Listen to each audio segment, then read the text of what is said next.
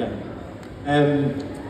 How was that? How was the effect of that? I mean, we know it was a huge success, but it heightened all the rivalries, Christian, and I guess it kind of cast you as different characters. And at times you were the panto villain, you know, and then it was someone else. First of all, how did it change your life? Never mind the sport, because you were able to kind of hide in the shadows a little bit before that point, weren't you? Well, it's crazy the impact it's had on Formula One. I mean, originally it was a documentary that they came to me and said, Christian, we'd like to do a documentary on Red Bull behind the scenes. And I took it to Formula One and said, look, these guys want to do this documentary, will you give them access? And they said, look, we love it, but we can't do it just for Red Bull. We've got to do it for everybody. I was like, do you know what, better to be part of something than nothing, so yeah, no problem. And so that first year, Ferrari didn't get involved, they were just a little cautious with it. Mercedes thought they could do a better deal with Amazon. And so, you know, it started, and it was telling the story of the different struggles in different teams, whether you were at the back of the grid, the middle of the grid, or the front of the grid, and it really resonated, you know, with the fans and a new fan base, and a much younger fan base, and it gave a personality to the drivers, to the teams, to some of the team principals. I mean, Gunther Steiner used to scare the shit out of me, but then suddenly became, you know, television gold.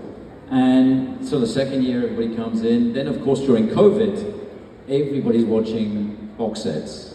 And that's where it went bananas. And you know, Formula One today, it changed the face of Formula One. You know, that's why we now have 3 races in the US. It's why so many partners have come into the sport, why the spotlight has come onto the sport. And it did a wonderful job to the sport, but you've got to realize it's a TV show. So they're making a TV show.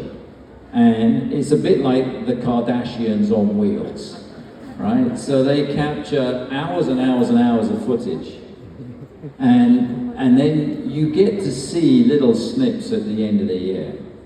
And of course they take just the really juicy bits. And they say, you know, you see a bit and you say, oh, really, did I say that about Zach Brown? I think that's a bit harsh. And they say, so I said, look, I think we should take these bits out. So you have a right to tune it a little bit. And then they said, Christian, you should hear what he said about you. I said, leave it in. Imagine that though, imagine being in work or in school and someone's annoyed you and you've gone, you man, you idiot. And then they go home and they see it on TV the next day. Can you imagine what the next day in school or work would be like? That's what it was like for you. So when Toto calls you an arsehole, how do you face him next time? You know, because you're not meant to hear that about each other. We're allowed to give out about people. But to have it documented and then aired is just mind-blowing. Yeah, and look, there's rivalries, and people, you know, some of the people are quite outspoken in it, and you know, they want to create, you know, tension. They want to create rivalry. Now, you know, for me, the way I ran Red Bull was I wanted everybody to believe in the team. I wanted everybody to know if they wore a Red Bull shirt, you know, they got their back covered, and you know, we could take on anybody. You know, as a subsidiary of a fizzy drinks company, to take on Mercedes, to take on Ferrari, Toyota, BMW, all these different brands and great teams. The only way you were going to do that was to work as a group and as a collective. And the more they threw at us, the more it galvanized the team. And so, you know, when Toto was smashing up his headphones and so on, you know we've got you.